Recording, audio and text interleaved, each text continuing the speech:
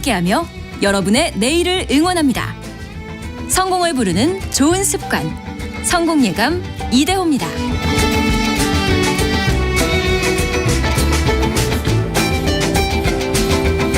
성공예감 이대호입니다. 2부를 이제 시작을 하겠습니다. 경제상식 퀴즈 정답부터 알려드려야죠. 대환대출이었습니다.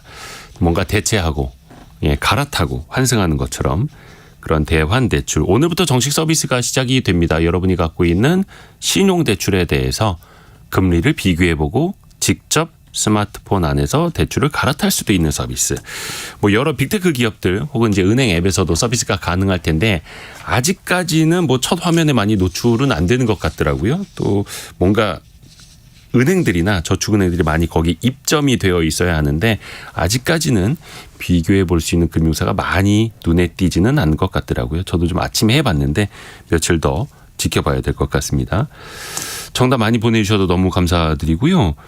민경애 님이 정답만 딱 보내면 당첨 확률이 낮은가요?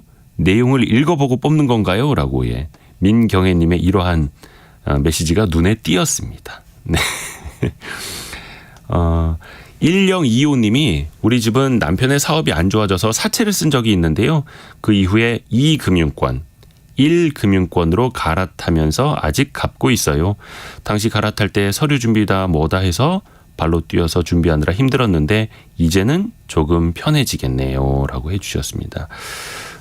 그리고 8215님이 보이스피싱이 이 대출 핑계로 엄청 전화 오고 있어요. 라고 해주셨네요. 차단해야 됩니다. 차단해야 됩니다. 속지 마시고요. 이 대환대출 이것도 핑계 삼아서 건수 올리려는 작당들이 또 활기를 칠 수도 있습니다.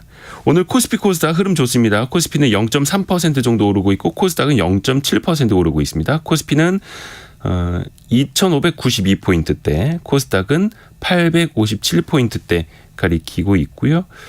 환율 한번 볼까요? 1318원대 움직이고 있습니다. 기업들이 사실 독점을 할 때 정말로 시장을 좌지우지할 수 있죠. 어떤 가격에 대한 결정권도 갖게 되고 독점뿐만이 아니라 두세 곳이 시장 점유율 한 70% 이상을 차지할 때 과점, 독과점 이렇게 표현을 하게 되는데요. 소비자들은 그 반대로 기업에게 끌려다녀야 하다 보니까 비싼 돈을 주고 제품을 사야만 하는 그런 안 좋은 상황이 되기도 합니다. 근데 이게 조선시대에도 마찬가지였다고 합니다. 심지어 백성들이 독과점 횡포 때문에 폭동까지 일으켰다고 하는데요. 조선시대로 이 이야기 들으러 떠나보겠습니다. 역사 커뮤니케이터 이한 작가 함께합니다. 안녕하세요. 안녕하세요. 독과점. 이게 조선시대에도 횡행했다. 예. 그럼 그 시절에도 뭔가 자본 논리가 작용했다라는 거잖아요. 사실 지금 있었던 거의 많은 논리들이 그때도 적용했다고 생각하시면 크게 문제는 없습니다. 그때 사람들도 당연히 돈을 많이 벌고 싶어 했고 되도록이면 많이 벌고 싶어 했고 그러다 보면 수단 방법을 가리지 않게 되고요. 그러다 보니 당연히 독과점도 나타나게 되는 거죠. 예나 지금이나 뭔가를 독식하려는 사람은 나타난다. 근데 예전에도 독과점이라고 불렀을까요? 용어가 좀 달랐나요? 영어는 도고라고 했습니다. 도고? 예. 어떤 의미에서 나왔을까요? 도고. 그 상인 그 얘기였는데 저도 갑자기 지금 얘기하니까 잘 기억이 안 나는데 그 실록에서 주로 도고의 문제를 해결해야 된다라고 해서 정조 때 이 도고를 해제하는 법안을 만들었던 게 바로 신의 통공입니다. 그래서 독과점의 폐해가 가장 쉽게 우리나라 사람들에게 알려진 것은 역시 허생전이죠. 허생전이요? 예. 그 박지원이 썼던 소설에 나오는 허생전에서 허생이 그 가난하게 살다가 부인한테 구박을 받고 그 밖으로 나가서 이제 그 부자였던 변부자라는 사람한테서 1만 양을 빌립니다. 그래서 그 1만 양으로 한 돈이 맨 처음에는 제주도에서 말총을 모조리 사들입니다. 그렇게 하니까 사람들이 갓을 만들 수 없게 돼서 그 말총 가격이 엄청나게 뛰게 돼서 그때 그 허생이 자기가 샀던 말총을 다 팔아버려서 막대한 이익을 얻게 됩니다.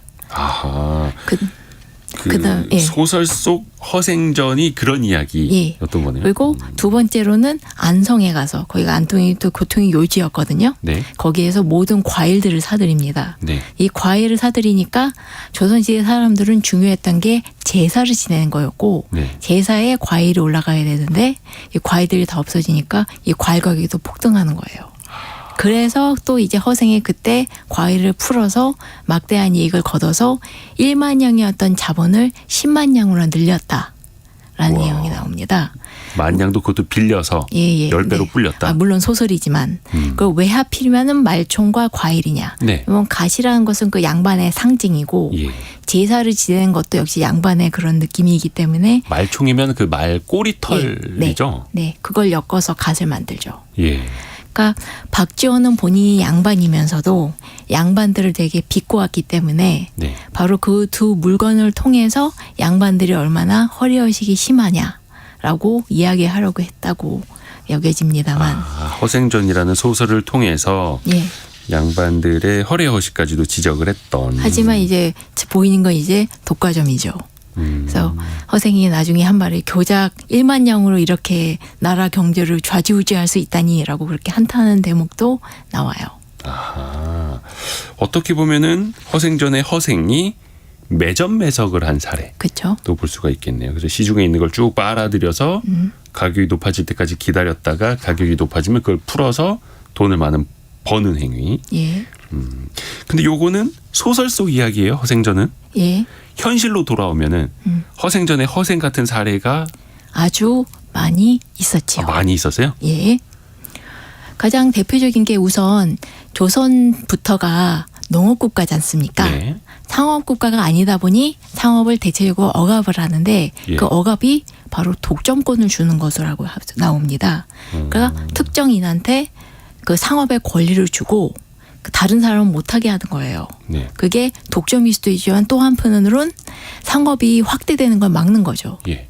그렇기 때문에 맨 처음에 유기전이라고 해서 그 이제 국사교과서를 보면 아시겠지만 그 종로 일대에 유기전이라고 6가지의 시장이 있었습니다. 뭐 무명, 종이, 비단, 뭐 어물 그런 6가지의 물건을 팔 수 있는 시장이 있었고 그게 육의전. 예. 네. 그리고 거기에서만 팔 수 있었으며 또 거기서 팔 수 있는 사람들이 정해져 있었죠. 한정되어 있었죠.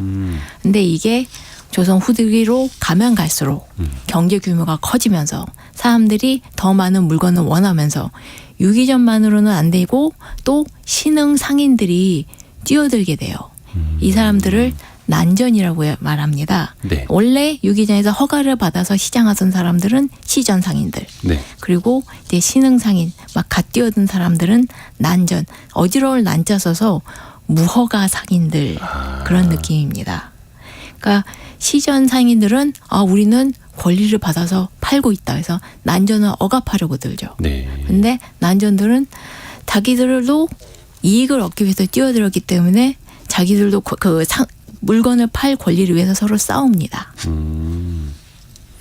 유기전과 난전. 예, 시전과 그러니까 난전 그렇게 하면 되죠. 어떻게 보면은 이것도 기득권을 지키려는 자와 그걸 깨려는 자. 그렇죠? 이렇게 나뉘는 거네요. 예, 근데 상대적으로 유기전이 뭔가를 좀 독과점 해왔던 예. 그 상거래를 독과점 해왔던 거고요. 좋습니다. 그러면 이게 독과점의 주체는 누구인지로 거슬러 가봐야 되지 않을까요? 그러니까 허생전의 허생처럼? 예. 사실 어떻게 보면 허생은 그렇게 본다면 난전이라고 할 수 있죠. 갑자기 상업에 뛰어든 셈이니까요. 조선 초기만 하더라도 상인 계층이 그 완벽하게 있다기보다는 그러니까 돈이 될 것 같으면 네. 옛날에 높으신 분들이 좀 끼어들지 않습니까? 네. 그러니까 제가 그때도 그랬던 거예요. 그래서 보통 상인들이 그냥 물건을 파는 게 아니라 국가에 필요한 물건들을 납품하는 일도 함께 있거든요. 국가에 필요한 물건. 예. 그러니까 비단이나 뭐 종이 뭐 그런 건 당연하죠. 거의 모든 물건들, 심지어 공납이라고 해서 각지의 특산물을 나르는 것도, 그리고 어떻게 보면 국가의 세금을 나르는 것도 국가가 하지 않고 상인들이 담당했습니다. 그러니까 약간 좀 민영화가 됐다고 하냐면 국가의 역량이 부족해서 그걸 할 수 없었기 때문에 상인들한테 맡겼는데 문제는 그 와중에 엄청나게 해먹었지요. 그래서 조선 초기에 상인들 하면은 이제 거의 다 엄청난 부자들이 많았는데 네. 이게 어느 정도 기록이 나면 세금 내야 될 게 12년 예. 현지에서 110을 뜯어와요. 아니면 120도 뜯어와요. 그 20은 자기 뱃속에 딱 집어넣고 그 100만 준다거나 그냥 100도 아니고 가장 허름한 것만 골라서 바친다거나 그러면 쌀이면은 쌀에 물 한 컵 딱 부어서 쌀을 불려서 갖다 바친다던가 온갖 수법들이 다 있었습니다. 야. 그래서 그 양반이라든가 왕족이라든가 그 양반의 서자들이 이 상업에 뛰어든 경우가 특히 조선 초기에는 굉장히 많았고 그래서 저번 시간에도 얘기했을 거예요. 월산대군 무려 왕의 형이 네. 그 사빙고 얼음빙을 만들어서 얼음 장사를 했단 말이죠. 지난번에 저희가 얼음 이야기 했었죠. 예. 그러니까 왕의 형이면은 굉장히 부자일 텐데도 불구하고 얼음 장사를 했단 말이죠. 그만큼 더 많이 돈이 되니까. 사람은 만족을 몰라요. 어떻게든 돈이 벌 구석이 생기면 어디든지 쑤시고 들어가는 게 옛날 사람들도 마찬가지였습니다. 양반들도 그리고 예. 부자들도 심지어 왕의 형까지도 예. 돈을 더 벌기 위해서 예나 지금이나 똑같네요. 당시에도 그 닭나무 이런 것도 하나의 독과점 대상이었어요? 이거는 독과점이라고는 약간 좀 폐해 같은 건데요. 폐해요? 조선 왕족 시리즈를 조선 왕족의 세종실록 지리지를 보면은요. 예. 전국 각지에 있는 특산물들을 얘기하고 있습니다. 예. 여기에는 뭐가 나고 여기에는 뭐가 나고 그래서 그걸 토대로 공물을 바치게 했어요. 예, 각지의 공물. 특산물을. 네. 근데 문제는 이게 시일이 지나면서 그러니까 수백 년이 지나면서 네. 기후 변화까지는 아니더라도 어떤 이유 때문에 이게 바뀌거나 특산물이 좀 비싸지거나. 변할 수 있고. 예, 그렇죠. 예. 이게 대표적인 이유 여기 나온 게 흑산도에는 네. 당나무로 만든 종이가 특산물이라서 그거를 곡물로 바치게 돼 있었고 그걸 중간에 바친 게 역시 상인들이었죠. 근데 흑산도에 당나무가 멸종하게 됩니다. 그래요? 예. 이게 당나무가 그 한지 만드는 재료 종이었죠. 그거잖아요. 예. 네. 남보를 해서 그런지 아니면 기후 변화가 있었는지 멸종이 됐어요. 오. 그런데도 불구하고 여전히 곡물로 당나무 종이를 바쳐라라고 나오니까 네. 상인들이 다른 데 와서 그 당나무 종이를 사가지고 와서 흑산도 사람들한테 돈을 받아서 예. 흑산도 거다 하고 갖다 바치는데 원산지 위조. 예. 그런데 그때 어마어마하게 돈을 받아낸 거죠. 비싸게. 그러니까 흑산도 사람들이 견디다 못해서 징을 들고 가서 서울까지 올라가서 왕 앞에서 두들겨요. 억울합니다. 이 흑산도에서는 당나무가 멸종했는데 예. 이걸 내야 되는 것 때문에 그 상인들의 그 횡포가 너무 심합니다. 그래서 이 당나무를 없애주세요. 그런 식으로 얘기한 것도 있었습니다. 당나무 곡물을 예. 없애달라. 예. 중간에 농간을 벌인 유통 상인들이 또 이제 만만치 않았기 때문에요.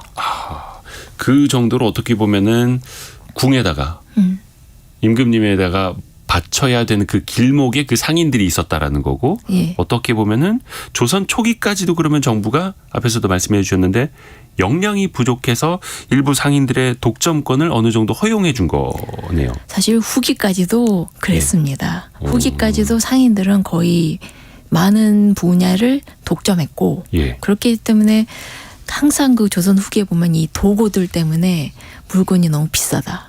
쌀값도 비싸고 소금도 비싸고 뭐도 비싸고 거의 그런 식으로 얘기가 나와서 정조가 이 도고를 해체하기 위해서 굉장히 많은 노력을 기울였고 그렇게 해서 발표된 게 신해 통공. 이제 시전의 권리를 깎아내리고 난전을 허용한 법입니다. 그러니까 누구든 장사할 수 있다. 그런 식으로 나간 거죠. 이게 조금 용어가 어려워지는데 네. 일단은 도고는 이제 독과점 상인들. 네. 어떻게 보면 이제 카르텔이 있었다 이렇게 그쵸. 봐도 될까요? 맞습니다. 네, 그들이 그러니까 계속 그게 바로 매점매석하고 독과점하고 그 가격 때문에 올리고. 가격 올리고 그걸 가격을 막 좌우해버리고 네. 그래서 신해통공 이게 통공이라는 게 난전 상인들한테 누구나 이제 거래가 가능하도록 풀어준다라는 개념인 거잖아요. 그렇죠. 왜냐하면 그 전까지는 시전 상인들이 길목을 쫙 기다리고 있다가 네. 난전 상인들이 이제 물건을 가지고 오면 다 뺏어가요. 뺏어가요? 예. 우리가 팔 수 있는 건 우리밖에 없다. 그러면서 물건을 다 뺏어가요. 당신네들은 그냥 노점상이잖아. 예. 권한은 우리 시전한테만 있는 건데 예. 왜 갖다 팔아? 가져와. 예. 내가 팔 거야 이렇게 뺏어간다고요. 예. 거의 노상강도 시기지만 그게 합법이었던 상황이죠. 그거 진짜 강도죠. 그렇죠. 강도 맞습니다. 근데 그래도 됐다. 조선시대에는. 그래서 그만큼 시전 그러니까 독과점 업자들의 힘이 셌다라는 건데 나중에 통공이라는 정책으로 그걸 풀어줬다라는. 예, 정조가 그걸 풀어줬고요. 네. 또 한편은 정조는 화성을 건립하면서 거기 시장을 만들었을 정도로 그 상업에 대해서 굉장히 중요하다는 걸 알고 있었기 때문에 그렇기 때문에 정조가 그런 정책을 시행할 수 있었습니다. 아, 정조가 어떤 시장의 중요성도 알았고 예. 상업의 중요성도 알았고 예. 그러면 그렇게 통공 정책을 해서 좀 독과점의 폐해가 사라졌나요? 그랬으면은 순조 때 폭동이 안 벌어졌겠죠. 아, 폭동까지 이후에 벌어졌으니. 예. 그러니까 항상 늘 그렇지만 좋은 조치가 내려져도 그걸 열심히 시행하지 않으면 아무짝에도 쓸모없는 종이 조각에 불과하는 그런 느낌이 있죠. 아, 왕이 그렇게 통공 정책을 펼쳐서 난전들도 다 이제 판매할 수 있도록 허하라 했는데도 고쳐지지 않았다. 예. 더 많이 어려워졌었나 봅니다. 그러면 백성들의 삶은. 그게 참 무서운 일인데 아까 얘기한 대로 가장 좋은 게 1834년의 일이었습니다. 네. 순조 때였거든요. 예. 순조 33년인데 그때 그 우리가 잘 알고 있는 것처럼 그 보릿고개 아시죠? 예. 예. 옛날에는 그 가을에 벼를 거두면 그게 봄이 되면 다 먹어버려요. 그렇기 때문에 여름에 이제 보리 이삭이 패어서 익어야지만 그 먹을 것이 생기게 되고 그 전까지는 굶기 때문에 옛날에 수수께끼에도 있었지 않습니까? 세상에서 제일 높은 고개는 보릿고개다. 아, 지금은 다 없어졌지만 예.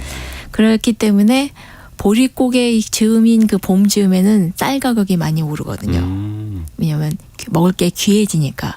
1833년 그 당시 그 조선에 쌀을 유통시키던 경강 상인들 중에 그 김재순이라는 사람이 핵심이 돼서 네. 그 사람들이 생각한 거예요. 아, 쌀이 값이 오를 테니까 많이 비축해두자. 왜냐면 그 경강 상인들은 커다란 창고를 지을 수 있을 정도로 부자들이 많았거든요. 네. 아까 얘기대로 온갖 수법을 다 써서 그 돈을 모을 수 있었으니까 그래서 쌀을 많이 비축해 놓고 쌀 가격이 오르길 기다렸습니다. 그랬는데 생각만큼 안 오른 거예요. 아, 그래요? 예. 그럴 때도 있죠. 갑자기 그 해에 뭔가 굉장히 풍년이 들었단가. 제가 실록을 쭉 찾아봤는데 네. 그때 뭔가 특별한 이유는 없었지만 쌀이 아마 넉넉했던 것 같습니다. 그래서 이 경강 상인들이 생각했던 것만큼 쌀 가격이 안 오르니까 이 사람들이 어떻게 했냐. 서울로 들어가는 모든 쌀을 끊어버려요. 진짜요. 아니, 가격이 안 오르니까 예. 길목을 차단해서 아예 쌀 공급을 막아버립니다. 대단한 사람들이네. 아니, 근데 일단 아까 허생전에서는 말총하고 과일, 예. 그렇죠. 그 이후에는 뭐 명주, 종이, 모시, 예. 뭐 당나무 여러 가지 나왔는데 사실 쌀은 예. 이것들하고 차원이 다른 거잖아요. 당장 그쵸. 먹고 사는 문제인데. 그러니까 선 넘었죠. 아, 선을 넘은 거구나. 근데 그래서 그게다가 이거를 그냥 하루 이틀이 아니라 2주 동안 막았습니다. 2주 동안 쌀의 유통을 올스톱 시켰다고요? 예. 한양으로 들어가는 네. 쌀을 선 많이 넘었네요. 그러니까 2월 여기 보면은 2월 10일서부터 15일까지는 쌀값이 사서 사람들이 편하게 살았는데 예. 이제 20일서부터는 쌀 유입이 중단되니까 이제 쌀집들이 전부 열린 게 아니라 돌아가면서 열어요. 그럼 사람들이 거기에 우르르 몰리게 되죠. 그리고 3월 6일하고 7일 정도가 되면 쌀값이 이제 2배로 올라요. 그리고 드디어 3월 8일 날에는 폭동이 일어납니다. 이야, 그러면 이 사람들이 처음에는 야, 우리가 쌀을 매점매석하자 했는데 이거 뭐야, 가격이 안 오르네. 그래서 우리가 사업이 실패할 것 같아. 그러니까 길목을 막아버려서 예. 쌀의 유통을 막아버리자. 예. 그렇게 해서 어찌됐든 간에 쌀값을 2배로 폭등시키는 데까지는 성공을 한 거네요. 예. 그래서 거기서 풀었어야 됐는데 예. 아마 이 생각들이 한 번만 더 땡기면 한 3배 가자. 예, 3배 가자, 4배 따따블. 가자. 그렇게 했다가 예, 사람들이 빈 쌀 자루를 들고 저 장사치들이 쌀값을 올려서 우리를 다 굶겨 죽이려고 하고 있다 하면서 폭동을 일으켜서 쌀집들을 서울 곳곳에 있는 쌀집들을 다 두들겨 부수고 예. 창고에 불을 지르고 예. 거기 있던 직원들을 두들겨 패고 온갖 완전히 서울이 다 뒤집어지는 큰일이 벌어졌습니다. 아, 그래요? 예. 큰 사건이었네요. 굉장히 큰 사건이었는데 어느 정도냐면 예. 보통 이제 그 서울의 치안을 담당하는 사람들은 좌우 포도대장들이거든요. 네. 근데 그걸로 안 돼서 어영청도 도용되고 심지어 왕의 친위 부대인 금이영까지 출동해서 그 모든 군대들이 출동해서 그 폭동이 일어난 사람들을 진압해야 할 정도로 큰일이었습니다. 와. 왜냐하면 왕의 친위대는 안 움직여요. 왕 지켜야 되니까. 그렇죠. 당연히 왕을 지켜야 되는데 친위대까지 나섰다라는 거는 뭐 그렇죠. 그 소요 사태를 해결하는데 군사력이 더 많이 필요했다라는 거잖아요. 그렇죠. 그래서 현장에서 7명이 처형당하고요. 재판도 없이 폭도니까. 거의 뭐 그냥 맞아서. 예, 그냥 잡아 죽인 거예요. 하도 사람들이 불 지르고 막 난리가 났으니까 52명이 처벌을 받았습니다. 그런데 워낙 큰 사건이었기 때문에 사람들이 정말 그 창고에 가서 불 지르고 그리고 이제 그 사람들은 사건의 원인을 너무나도 잘 파악하고 있었어요. 경강상인들이 쌀을 안 팔아서 쌀이 있는데도 숨겨서 일이 벌어졌다. 정확히 딱 파악을 하고 있었던 거네요. 그렇죠. 그렇죠. 당장 먹을 게 없었으니 뭐 폭동이 날만 했는데 예. 생각보다 심각했던 폭동. 7명이 죽고 52명이 체포당하고 예. 이게 순조 시절의 예. 일이라고요? 예. 제일 가슴 아팠던 건 그거예요. 사람들이 빈 쌀자루를 들고 폭동을 일으켰다는 거. 쌀을 사려고 곳곳을 돌아다니다가 지쳐서 그래서 일어난 폭동인 거거든요. 시중에 쌀이 없으니. 예. 예. 그리고 쌀이 없어서 없는 게 아니라 있는데도 숨겨놨기 때문에. 가격을 더 올리려다가. 일단 그 전에도 이게 좀 뭐라 해야 되나 이 도고들 예. 독과점 업자들의 장난질이 좀 많았다 하더라고요. 이게 예. 화수, 예. 투식, 예. 고패 예. 어려운 용어들이 나오는데 이게 이 업자들의 전문 용어입니까? 그 주로 이제 쌀을 나르는 경강상인들의 수법이었는데요. 예. 일단 화수는 그 쌀에다가 아까 얘기한 물을 부어가지고 무게를 늘립니다. 쌀 무게를 늘리려고 불려서. 예. 눌려서 그걸 통해서 이제 가만히 수를 늘린다거나 그렇게 왜냐면 쌀은 또 이제 불어나잖아요. 그래서 그렇게 해서 무게를 늘리는 경우. 나중에 싹도 피었겠네요, 쌀에서. 예. 그다음에 투식 같은 경우는 곡식의 일부를 일부러 빼돌리는 거. 빼돌리는 거. 예. 근데 이거 고패는 좀 고약한 건데 일부러 배를 침몰시켜요. 예? 예. 쌀을 실어 나르는 배를 침몰시켜 버린다고요? 일부러 배를 침몰시킨 다음에 저 배 안에 사실은 쌀이 100가만이나 있었다라고 해서 그걸 뜯어내는 거예요. 정부한테. 빼돌리고 그러니까 어떤 뭐 정부한테 청구를 하고. 그러니까 가짜로 그 손해를 봤다고 만들어내는 거죠. 그러니까 그냥 가마니를 껍데기만 이렇게 막 실어놓고 예. 저게 쌀이었는데 저 배가 침몰됐다. 예. 라고 하면서 그만큼을 또 빼돌리는. 예. 그런 것도 있고 그다음에 이제 박납은 박납?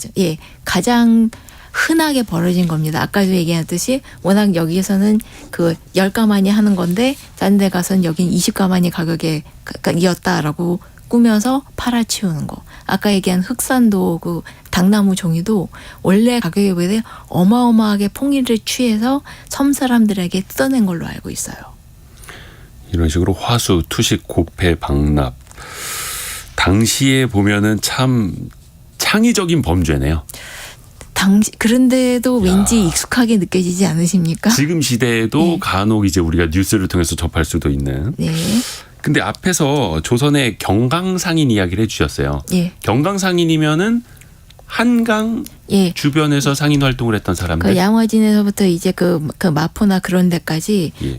한강 상류서부터 이제 하류까지 그 일대의 모든 여객이나 운송이나 그 모든 걸 담당했던 상인들입니다. 근데 이들이 이제 이런 쌀 가격 가지고 이제 좀 장난을 했던 거고 예. 나쁜 짓을 했던 거고 이게 그들의 어떤 카르텔이 있었다라고 그러면 당시에도 볼 수 있었던 당시 거예요. 유명했죠. 거의 뭐 언터처블이라고 할 수 있을 정도로 마피아예요? 예, 하도 문제가 많기 때문에 예. 그 굉장히 그 나라에서도 아예 그 경강 어사를 보내서 사찰을 할 정도로 다니고 워낙 그 이 사람들의 위세가 강했기 때문에 사람을 때려 죽이고도 벌을 받지 않아서 정조가 이제 그 이 사람 왜냐하면 주변 사람은 전부 이 상인들한테 유리한 증언을 해주는 거예요. 왜요? 왜냐하면 이 사람이 돈 있고 권세 있는 걸 아니까. 그러니까 정조가 내다보고 이거 다 권세 보고 얘기한 거 아니냐라고 얘기할 정도고 사실 도고 문제에서는 굉장히 유능했던 사람이 서영보라는 사람인데요. 서영보. 근데 예. 이 사람은 좀 역사적으로 악역으로 유명한 게 정양옥하고 왼수였기 때문에 네. 근데 그와는 별개로 이 도고 문제에는 굉장히 열심히 유능하게 일했던 사람이긴 합니다. 그래서 예, 여러 가지 그 상인들의 그런 수법, 그 돈 타먹거나 이렇게 나라를 속이거나 나라 돈 떼먹는 그런 방법들에 대해서 많이 고발을 하고 실태를 적어 남겼습니다. 이야, 일단 경강상인이면 상업적으로 뭔가 되게 이제 상업적 수단을 발전시키고 돈도 많이 벌었고 이런 사람들로 알고 있는데 나쁜 짓도 많이 했고 근데 사람을 때려 죽여도 처벌을 받지 않을 정도로 당대에는 뭐 위세가 그냥 그렇죠, 뭐 거의 그러면 마피아로 불러도 될 정도였던 거네요. 조선시대에는 경강상인이. 일단 모든 일을 제쳐놓고 어떻게 사람 밥줄을 끊습니까? 제가 생각해서 너무 기가 막혀요. 어떻게 그렇게 쌀을 알무낼 생각을 할 수 있었는지 아무리 대단하네. 생각해도. 진짜 선을 세게 넘은 건데 네. 근데 경강어사라는 걸 보내서 뭐 이렇게 막 감시를 하고 예. 해도 감찰을 하고 감찰을 해도 사실은 그들을 막을 수가 없었던. 7번인가 보냈는데요. 네. 이거 주로 이제 정조 때 많이 보냈고 순주가 아무래도 좀 아버지에 비하면은 조금 무기력한 왕이었기 때문에 좀 손을 놨다는 느낌이 좀 있긴 합니다. 그러니까 열심히 챙겼어야죠. 이 문제도. 사실 도성에 쌀이 2주 동안이 안 들어왔으면은 그 순조가 어떻게 좀 해결을 했어야 되지 않은가 생각이 드는데요. 아무튼 그래서 폭동이 일어나고 그래서 결국 이렇게 사건이 이렇게나 커지니까 더 이상 이제 정부도 내버려 둘 수 없는 상황이 돼서 형조에서 사태를 조사해서 올립니다. 이건 다 경강상인들이 쌀을 끊어서 그렇습니다.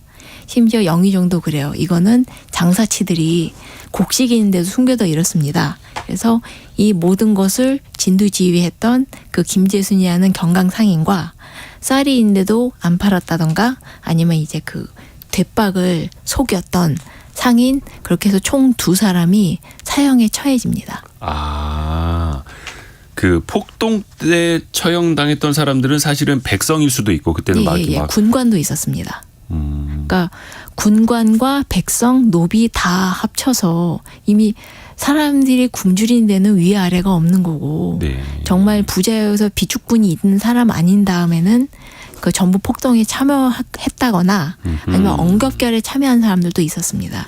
그때는 그 폭동 때 막 그렇게 해서 죽은 사람이 7명이었던 거고 나중에 사태를 조사해 보고 실제로 이런 나쁜 짓을 저지른 사람들 해서 잡아서 처형한 사람은 2명이었던 예. 거고 이들이 경강상인이었겠네요. 한 사람은 경강상인이고 김재순이라고 다른 한 사람은 쌀집 주인이었습니다.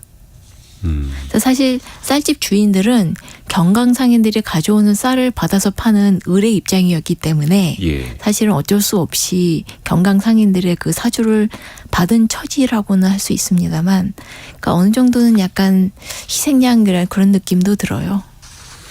아니 그럼 따져보면 그거를 진두지휘했던 경강상인 중에서 제대로 처벌받은 사람은 물론 이건 처형의 수준이긴 한데 예. 한 명이었다는 거고 예.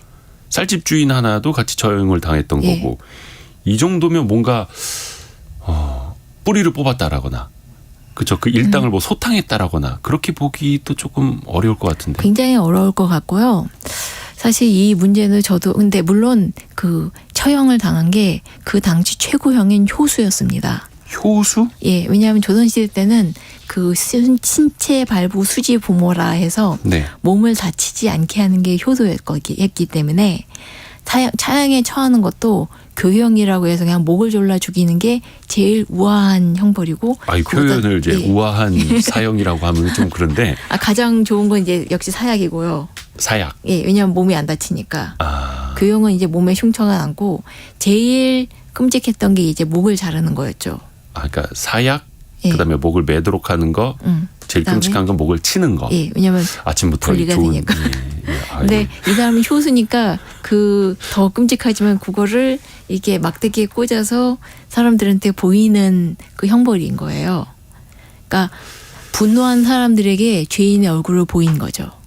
아, 목을 쳐서 예. 그 사람의 목을 밖에 이제 걸어오는 거죠. 이거 뭐 삼국지나 그런 예, 데서 예, 많이 예, 예. 보던 장면인데 그게 실화로 조선시대에 있었다. 예. 그러니까 사실 이게 중인의 죽음이었기 때문에 예. 그 묘사는 안 나와 있지만 제 생각에는 아마 그 당시 서울에 있던 모든 사람들이 나와서 저놈 때문에 우리가 쌀을 못 먹었다라고 욕을 했을 것 같은데 그 기록이 안 나와 있어서 무척 아쉬운데 굉장히 사람들이 분노했을 것 같긴 해요. 밥을 굶으면 밥이 안 나왔는데. 그러니까 그 정도로 심각했다라는 건데 예. 우리 김진희 님이 세상이 변해도 사람 욕심과 상술, 사기꾼은 예나 지금이나 똑같네요. 고명석님은 70넷 저도 보릿고개를 겪고 살았습니다. 봄에 쌀 한 가마 빚내면 가을에 두 가마를 갚았습니다. 그리고 8288님이 독과점, 허생전의 말총 사건이 이해가 확 되네요. 3년 전에 우리는 겪었습니다. 온 나라를 난리나게 만들었던 중국의 요소수 사건. 그렇죠. 그리고 또 당시에 마스크 대란도 있었고 예. 어떻게 보면 항상 이 매점매석하려는 사람들 나타나고 그래서 정부가 빠르게 막 대처를 해야 되고 근데 대처 못하면 당시 우리도 3년 전에 마스크 못 구해서 막 이거 큰일 나는 줄 알았잖아요. 그래도 마스크 때문에 폭동이 벌어지는 것도 좀 그렇죠. 웃길 그게 것 뭐 같아요. 다행히 예. 지금은 웃으면서 이야기할 수 있는 시절이 됐는데 당시만 하더라도 예. 저도 그때 뭐 약국들 돌아다니면서 마스크 그렇죠. 줄 걸어서 서서. 이렇게까지 해야 되나? 예. 큰일 나는 것 아닌가? 그때 제가 기억나는데 마스크 사려고 줄 서 있었는데 작은 봉고차가 아주 빠르게 달려와서 예. 정말로 신속하게 마스크 한 박스를 탁 약국에다. 던지시고 예. 그다음에 정말 멋지게 턴을 씩 해서 가시면서 와 멋진 드라이빙이다라는 생각을 그 와중에 했던 기억이 납니다. 근데 조선시대 하물며 2주 동안이나 한양에 쌀이 공급이 안 됐다. 지금 생각해보면 뭐 경기도 이천이나 평택이나 막 전남 지역에서 만들어지는 곡식이 2주 동안에 서울에 안 들어온다 생각을 하면 폭동이 날 만한 거죠. 그렇죠. 근데 따지고 보면 아까 잠깐 이야기하다 말았는데 2명 정도를 처형을 하고 끝냈습니다. 물론 사형에 예. 처하기는 했습니다만 다른 2명은 또 귀환 갔습니다. 그러니까 총 처벌받은 사람이 4사람밖에 안 돼요. 그렇죠. 거의 뭐 한양에서 엄청난 폭동이 일어났는데 예. 처벌받은 사람은 4명이 끝. 예. 이게 어떤 또 기록이 남아 있습니까? 왜 4명밖에 못 잡았다라든지 아니면 이 4명이 정말로 모든 일을 다 꾸미고 했던 사람들이다라든지. 그러니까 조선이 망한 겁니다. 문제를 이제 발본색원을 해서 이 사태를 해결하고 그다음에 시스템적으로 다듬어야 되는데 그걸 안 하고 네. 그냥 4명 꼴랑 처벌하고 말았으니까 그러니까 조선이 이제 내리막을 건 거예요. 아, 어떻게 보면 그만큼 경강상인들의 파워가 셌기 때문이다라고도 볼 수가 있는 거예요? 왜냐하면 그 경강상인들이 없어지면 이제 그 물건을 나를 사람이 없어지니까. 아, 공부를 바칠 사람들. 예. 여전히 그걸 국가가 못하고 있었다는 얘기죠. 그러면 어떻게 보면 처음부터 애초에 독과점을 허용했던 것부터 이걸 놔두면서 경강상인들이 마피아가 될 때까지 방치했던 것부터 나중에 제대로 처벌도 못하고 뭐라 해야 될까 좀 보완책을 마련하지 못한 것까지도 예. 총체적으로 문제가 있었던 거네요. 그렇죠. 그러니까 결국 그 이런 나르는 것 자체를 국가가 했어야 되는 건데 예. 그거를 그 상인들한테 맡겼기 때문에 이제 그 사람들 없이는 나를 수가 없어졌기 때문에 어쩔 수 없이 계속 공생하게 되는 그런 관계였던 것 같습니다. 저도 이렇게까지 처벌 안 된 거 보고 굉장히 많이 놀랐거든요. 아, 그 청취자분들께서 좀 오해하시는 것 같은데 김진희 님이 정당한 폭동인데 형벌이라 그 형벌은 상인들에게 내려졌다라는 거죠. 그 아까 사형에 처했다라는 거. 그 폭동들에서 벌어졌던 사람들은 그 사람들 죽은 사람들이고 실제로 폭동에 참여했다가 많은 사람들은 억울하게 끌려 들어갔다 해가지고 풀려나기도 했어요. 그리고 나중에 그 처형당하고 귀양당한 4사람은 이 모든 쌀 사태의 그 죄를 지고 한 거였는데 실제로 약간 죄도 좀 애매하게 지어지긴 했습니다. 그러니까 그냥 쌀 대박을 속였다라는 네. 그런 죄목으로 죽었어요. 누가요? 그 쌀집 주인은 이 쌀 폭동에 참여했다 그런 게 아니라 쌀 도량령을 속였다는 죄로 처형당했거든요. 그러니까 좀 애매하게 처리를 한 거죠. 도량형을 속였다. 그러니까 대박에 조금 뭐 쌀을 적게 넣어서 예. 팔았다. 이걸로 예. 처형을 당했다고요? 네네. 경강상인들은 그 한양에다 쌀을 2주 동안 막아놓으면서도 했는데 한 명만 예. 처형당했는데. 예. 좀 그래서 제가 실록을 보면서도 아 이러니까 망조가 들었구나라는 생각을 제가 하면서 그 부분의 기록을 읽었던 기억이 납니다. 그야말로 어떻게 보면은 힘이 있었던 경강상인들은 또 보호를 받을 수 있었다라는 생각도 들고요. 그런 셈이죠. 근데 밥으로 장난치다가 걸렸던 사건이 또 있다라면서요. 그렇죠. 아무래도 우리나라에서 제일 유명한 예. 이모군란. 이모군란. 예. 이게 그 처음으로 이제 신식 군인을 만들어지면서 구한말에. 네. 그래서 구식 군인들한테는 거의 13개월 넘게 그 급료를 안 주고 있다가 그러다가 결국 오랜만에 급료를 줬는데 네. 그 당시에 노군 곡식으로 줬지 않습니까? 네네네. 그 곡식에다가 모래를 반 섞거나 예? 모래를 섞었어요. 곡식에다가 모래를 섞어서 줬다고요? 예, 양을 불리려고. 어디에서? 나라에서요? 예, 나라에서.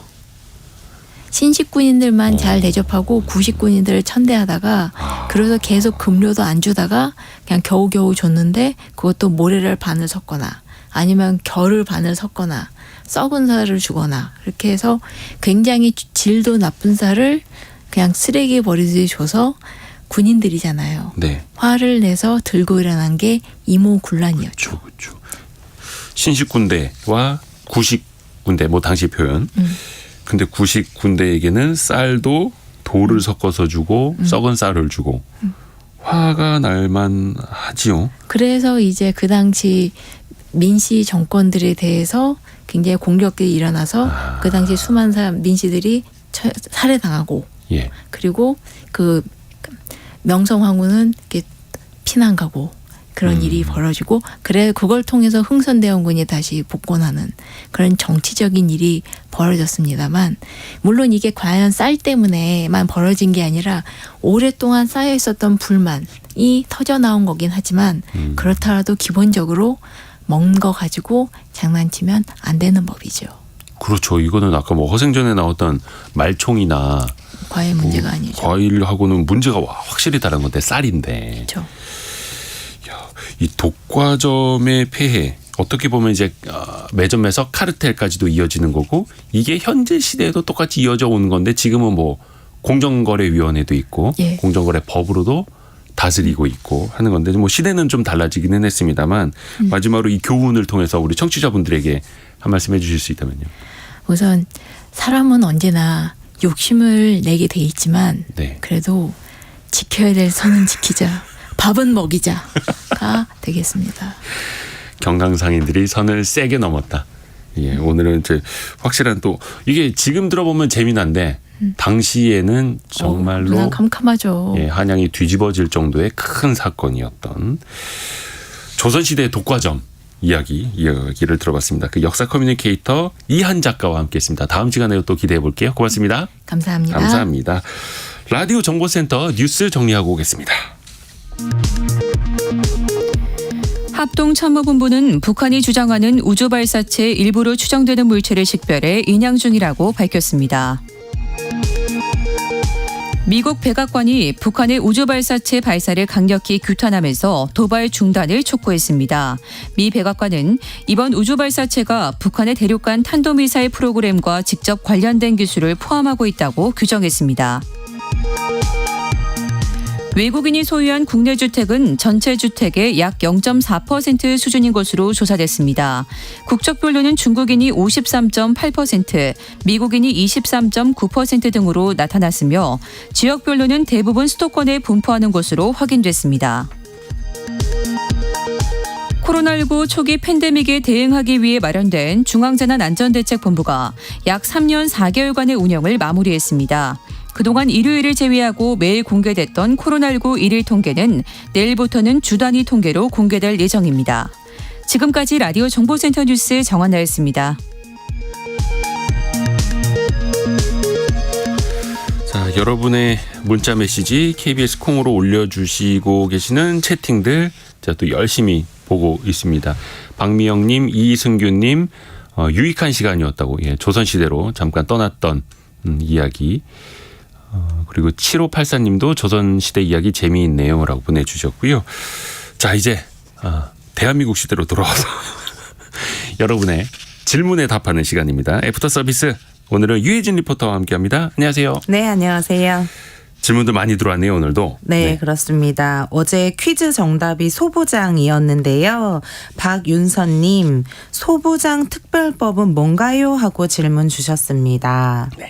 최근에 저희가 전달해드린 거는 소부장 특별법의 개정안, 법이 네. 일부 개정됐다라는 소식이었고 소부장 특별법은 2020년 4월부터 시행이 됐습니다. 기억하시다시피 2019년에 일본이 네. 우리나라 반도체를 만드는 데 필요한 핵심 소재 부품들을 거의 끊어버리다시피 네. 했었죠. 그래서 이대로는 안 되겠다. 우리가 제대로 공급망을 관리하고 특히 핵심 소재, 핵심 부품도 자급을 해야 되겠다. 국산화를 해야겠다라고 네. 이야기를 하고 있는 거고요. 이번에 그 통과된 소부장 특별법을 보면은 공급망 안정 품목들을 먼저 정해 놓습니다. 해서 기술을 개발하고 생산 시설을 구축하고 또 네. 수입선도 다변화하고 해외 기업을 인수합병한다거나 네. 공급망의 이런 대응 역량을 강화하는 걸 지원하는 법안이라고 보시면 되겠고요. 이걸로 끝나는 게 아니라 이른바 공급망 3법이 하나의 세트입니다. 네. 말씀드린 소부장 특별법이 있겠고 또 하나는 공급망 기본법이 있습니다. 이거는 공급망 안정화 위원회라는 걸 정부 조직으로 설치를 해서 네. 경제 안보 품목도 여기서 지정을 하도록 하는 게 하나 있고요. 국가 자원 안보 특별법도 있습니다. 네. 어떤 자원을 얼마만큼 비축하도록 의무를 두는 그런 내용도 담고 있는 이 3법이 있는데 나머지 2개는 아직 국회에서 네. 심의 중이기도 합니다. 네, 그리고 5044님과 0805님, 소부장 국산화를 해서 이제 경쟁력을 갖춘다고 했는데 상황이 어떤가요? 하고 문자 주셨습니다. 사실 이게 저희가 수치로 말씀을 드리겠습니다만 수치로 딱 떨어진다고 보기가 굉장히 어려워요. 네. 왜냐하면 어떤 제품이 또 어디에 얼마만큼 쓰이느냐는 기술 발전에 따라서 계속 변하기 때문인데요. 네.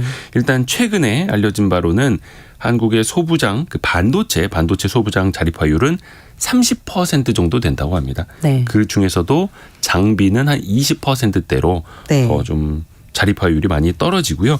해서 정부는 이제 전반적으로 30% 정도인 소부장 자립화율을 2030년 그러니까 7년 뒤에는 네. 50%까지 끌어올리겠다. 그래도 절반 정도는 우리가 자립화해야 되는 것 아니냐 네. 이런 계획들을 갖고 있는 거고요. 다만 말씀드린 것처럼 이게 7년치 계획입니다. 이게 1, 2년 하루 이틀 만에 되는 네. 게 절대 아니고 특히 반도체 같은 부품은 기술 난이도가 높은 것뿐만이 아니라 이것을 실증하는 데도 굉장히 네. 오래 걸립니다. 삼성전자나 하이닉스의 실제 반도체 생산 라인을 세워놓고 거기에 한 번도 써보지 않았던 소재와 부품을 끼워서 네. 그걸로 테스트를 돌리기 시작을 해야 되는데 그 시간과 비용이 엄청나다라는 거죠. 그래서 이거를 자립화하는데도 우리나라 중소기업들의 제품을 대체해서 써보는데도 삼성전자와 하이닉스 같은 대기업들의 용기와 네. 결단도 많이 필요한 부분입니다. 네. 그리고 어제 경제뉴스 브리핑 시간에 기준금리가 정점에 달해 채권 투자가 늘고 있다는 소식 전해드렸는데요. 네. 김승일님, 채권 수수료는 얼마인가요? 하고 문의 주셨습니다. 채권 수수료가 주식보다는 훨씬 비쌉니다. 왜냐하면 일반적으로 채권에 투자하는 그 투자 비중이 투자 금액이 네. 주식보다 훨씬 더 크거든요.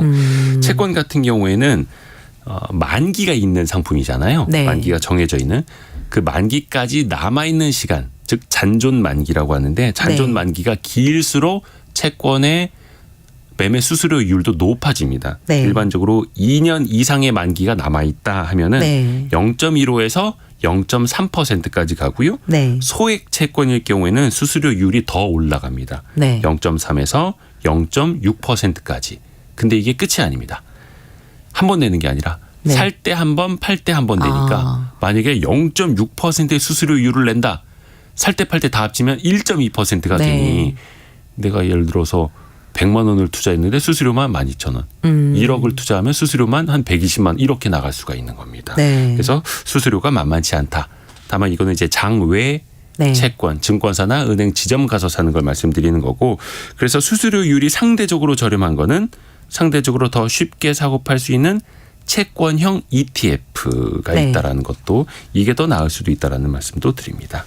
네, 어제 원탁의 기자들 K시간에 세수가 많이 줄어들었다는 소식도 전해드렸는데요. 4215님, 세수 감소는 법인세 감소 영향도 있지 않을까요? 하고 의견 주셨습니다. 일단 지난 1분기까지 세금이 전년 대비 덜 거친 게 24조 원 정도 되는데, 네. 그중에서 소득세가 한 7조 1천억 원 정도, 네. 법인세는 6조 8천억 원 정도 덜 거친 거죠. 근데 이거는 경기가 안 좋으니까, 경기가 안 좋은 영향이 담겨 있는 거고, 지금 질문 주신 거는 법인세율을 지난해 연말에 이제 법을 고쳐 1%포인트 네. 낮췄잖아요. 그러니까 감세를 하겠다. 근데 그 영향이 이제 시작인 거죠, 사실은. 그렇죠. 3월에 한번 법인세가 이제 납부가 됐으니까요. 그래서 시간을 더 두고 봐야 될 것 같습니다. 왜냐하면 법인세율을 낮춰준, 즉 감세로 인한 세수가 감소한 건 즉각적으로 효과가 나타나는데, 네. 이것이 정책적으로 노리는 거는 바로 경기가 활성화되어서 네. 세수가 증대되는 것 아닙니까? 이거는 한 바퀴 두 바퀴 경제가 돌아야만 그 효과를 네. 알 수가 있습니다. 이거는 시간이 걸리는 거여서 나중에 정말로 기업들이 투자와 고용을 많이 늘리는지는 조금 네. 더 지켜봐야죠. 네, 그리고 강지영님은 금리에 대한 질문을 주셨습니다.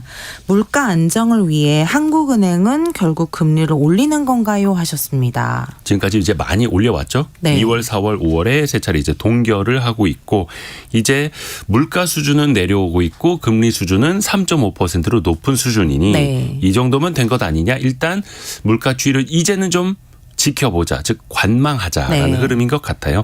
물가 수준도 상승률이죠. 5%대에서 4%대로 최근에는 3.7%까지 내려왔고, 소비자 물가지수 상승률이 3.7%, 그런데 기준금리는 3.5%. 어떻게 네. 보면은 두 어깨가 좀 이제 비슷한 상황이니 이쯤에서는 한번 지켜보자라는 게 한국은행의 흐름입니다. 다만 이창용 총재도 이야기를 한 것처럼 금리 인하를 지금 기대하거나 네. 아니면 금리를 더 못 올릴 것이다라고 단언을 한 건 지금은 너무 섣부른 예견이다라는 견제도 아직까지는 있습니다. 오늘 유혜진 리포터 고생 많으셨습니다. 감사합니다. 감사합니다. 오늘이 5월 31일이네요. 벌써 5월이 한 달 다 지나갔습니다. 그러면 저는 6월에 다시 뵙겠습니다. 6월 1일에 다시 여러분 9시 5분에 변함없이 찾아뵙겠습니다. 성공예감은 6월에도 여러분을 응원합니다.